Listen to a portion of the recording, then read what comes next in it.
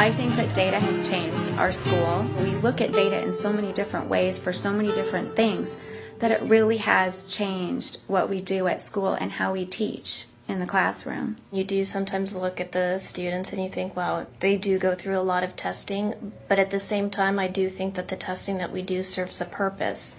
The purpose is to help us guide our instruction, to help them achieve greater success. So if you are actually using the data to benefit the students, I think it just makes it that much more powerful. The big deterrent was sharing your data with other people. That's very difficult. I think we're starting to move beyond that, but it's still not so easy to do. But at least we break into course alikes, biology, chemistry, whatever. They'll go together, and we sit as a team then, and you don't pass your personal data out, but you do look at your data and you're able to compare with others, and it's still a little touchy. I think that's been the biggest thing to overcome. But once we've been able to overcome that, you can see how the progression moves forward with the kids and achieving proficiency in the standards. Data can be used as a hammer, or it can be used as a flashlight. And I think where people are resistant with data, it's perhaps they fear it's going to be used as a hammer. Our teachers use it as a flashlight to show them it's basically the student's voice in terms of what they know now compared to what we need them to know to be able to go on to the next level. That's where data shines a bright light in terms of the work we do with each child as an individual. At a school level and then at a district level, it shines light on our work collectively in terms of where are our gaps. What are those things where we're not doing as well? Are there children for whom we're not seeing the kind of success we want to see? And if that's the case, what does the data tell us about that?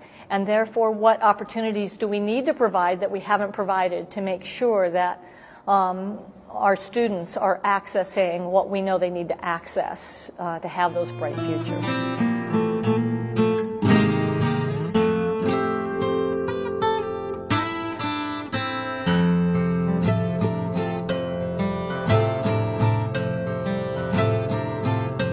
The use of data has been a paradigm shift in education. Data tells us what we are doing right and what we need to improve. And ultimately, it's about what do we need to change to help our kids do better.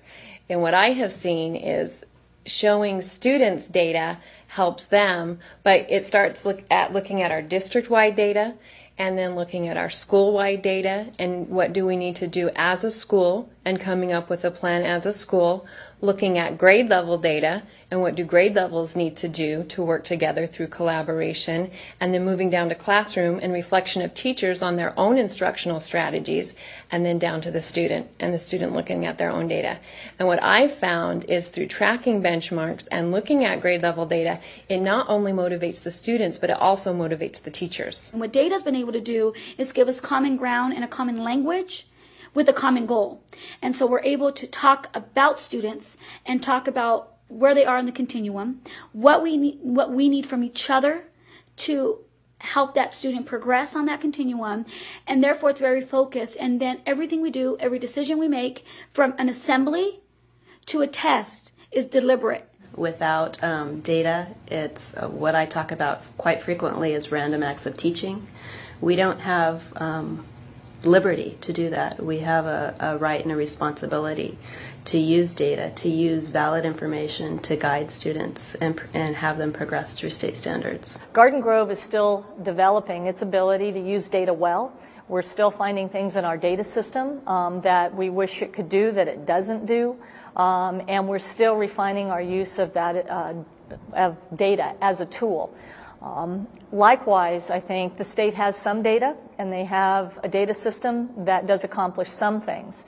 But just as Garden Grove needs to look for better ways to inform practice and instruction, I believe the state needs a data system that will allow the same thing.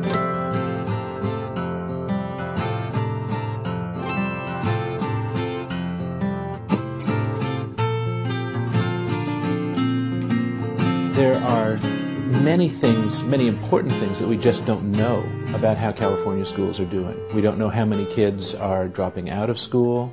We don't know what programs are working for kids, what kinds of state interventions make a difference for kids' learning. And in the absence of good data, in the absence of a comprehensive data system, we have no way of finding out the answers to those questions. It's not just academic data that you need. You need data on what are the teaching methods that work.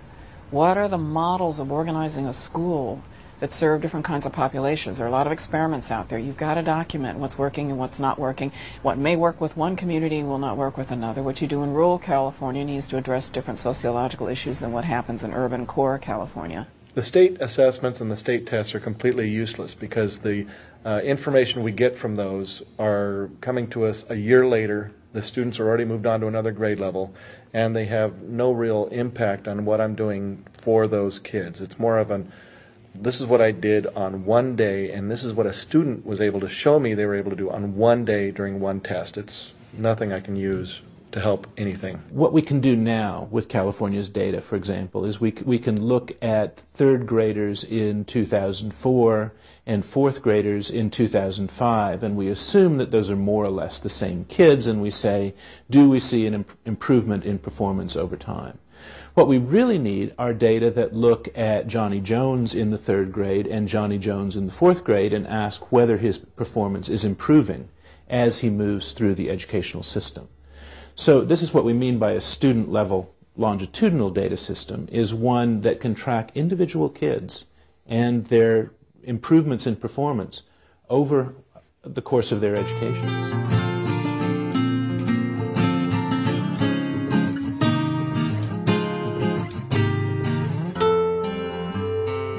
I know data for me has really, number one, changed the way I taught, and then the other, it's just the students really feel more rewarded to see, kind of a scaled score, how they've improved, because I can then say, hey, look where you were at the start of the year. Do you remember when your study guide was this thick? Hey, you're down to about this right now. When the CSTs come around, you have nothing to worry about.